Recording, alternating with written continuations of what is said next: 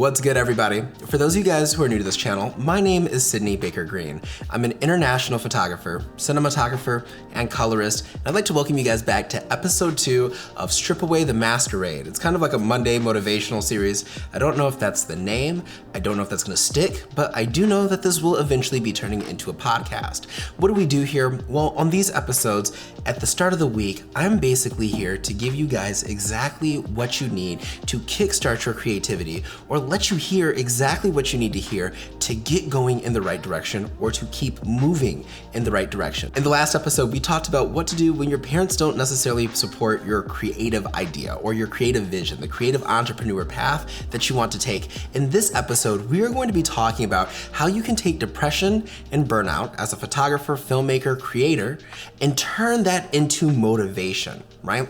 Now, let's talk about where we're at first in our industry, right?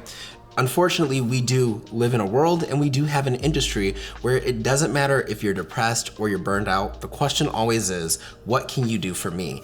And if you're not able to perform or do something for somebody, then essentially the world just doesn't care about us. I think we talk about it a lot. We've gotten to places where we can talk about depression more openly. We can definitely talk about burnout more openly, but in the grand scheme of things, things really haven't changed in the world, right? Which makes it very much so dependent on the creator to get those things done, right? This brings us into turning depression into our secret weapon, because if the world doesn't care if we're depressed and unmotivated, then we need to figure out a way to get stuff done even in those circumstances, because that is going to set us apart from the pack when it comes to the grand scheme of things. So let's talk about these 2 practical tips that I have to really turn this into your secret weapon. Step number 1 is to start learning how to do things even when you don't enjoy them.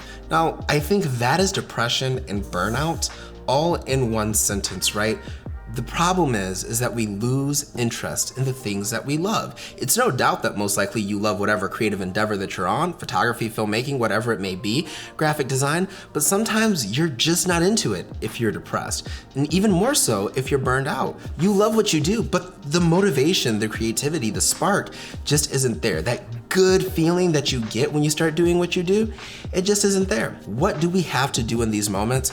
In those moments, we are not able to listen to our emotions. Our emotions will use us and make it so that we're thinking, oh, I'm not worthy creatively, or I'm not a good photographer, I'm not a good filmmaker, I'm never gonna make it, so on and so forth. Your emotions will lead you down all types of paths that are just wrong, right? So you can't listen to your emotions because they will use you.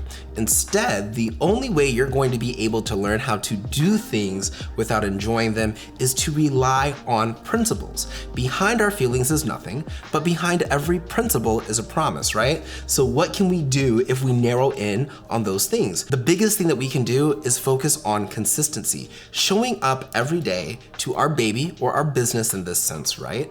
And making sure that we are at least doing something, right? If we're not in the mood to post to Instagram, can we still manage our social media calendar and our marketing efforts? Can we come up with new marketing ideas? Can we change the scene of what we're doing a little bit, right? So if we've been shooting 24/7 and we don't want to pick up our camera, can we work on our website? Can we be doing something else to get us to where we need to be? Because the problem isn't necessarily doing the same thing over and over again. The problem comes in when you stop doing what you need to do. So there's more to just being a creator than the actual act of creating, right? We are still business owners and we have to remember that. And unfortunately, in our capitalist society, stripping away that masquerade, the world doesn't care if we are depressed or if we're burned out. So finding something we can do to move us forward is going to set you apart from the pack in the long run, even if you can't see it in the beginning. My final tip number 2, is to get out of your comfort zone, right?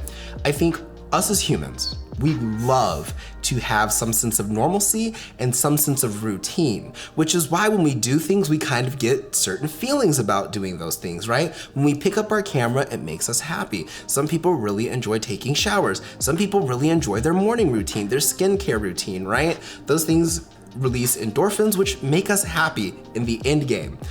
We have to learn how to do things, right? This kind of ties back into number 1, doing things when we don't feel like doing it, but more so getting out of our comfort zone. doing things that scare us. I can give you a very good non-creative example. It's still kind of creative, but non-photography, filmmaking related example.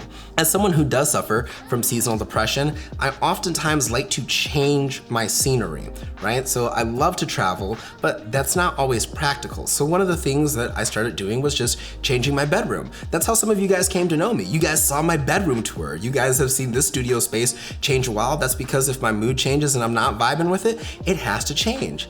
But your boy didn't know how to paint a wall at first, and he did not have the money at first to hire a professional painter. So what did he have to do? He had to get out of his comfort zone and learn how to paint walls. Same thing when I created the studio floor here. I have never tiled a tile floor in my life. When I laid the first 2 tiles down here, I broke down into tears because I'm like, I have nobody here to help me. I'm doing this alone and I'm way in over my head.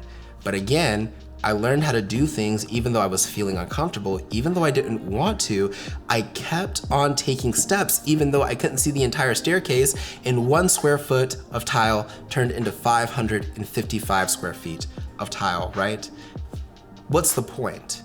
When we get out of our comfort zone creatively, when we switch it up, when we try something new, when we change something about our style, when we try to push ourselves farther than we think we can go, educationally, skill-wise, or anything like that, that's when you see that growth as a creator.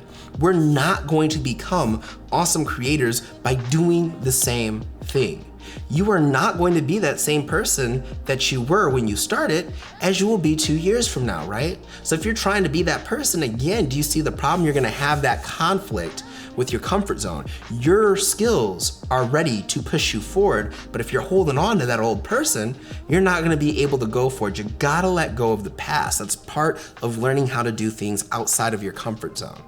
And a lot of those things are things that we feel are scary as creators. I'm gonna level with you one-on-one before we wrap up, because it's an integral part of our style and our identity and our presence sometimes, right? If it's stylistically, if it's our editing style, if it's our coloring style, whatever it may be. But as we take in more information, we are still able to create our own style. And if you can do those 2 things, learn how to do things even if you don't quite feel like doing them, and get out of your comfort zone, your depression can become your secret weapon because you are already fighting your own battles and yet you're still moving forward. So when these other inconveniences that are hitting other artists out there come your way, you're going to be able to handle them because you're preparing yourself now. And that's going to make you a lot stronger in the end game. And furthermore, you will not be plagued with having a stagnant part in your life, a stagnant plateau, because you are learning how to overcome it right now. If you guys like this video, be sure to give me a big thumbs up, hit that subscribe button, turn on those post notifications if you have not. I am going to put a link in the description down to my podcast, which I have never mentioned.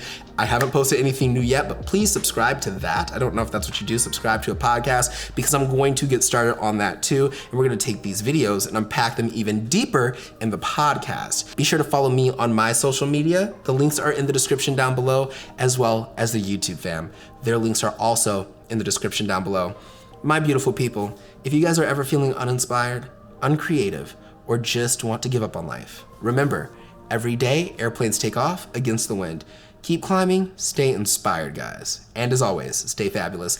My name is Sidney. I'll see you beautiful people next time. Peace out.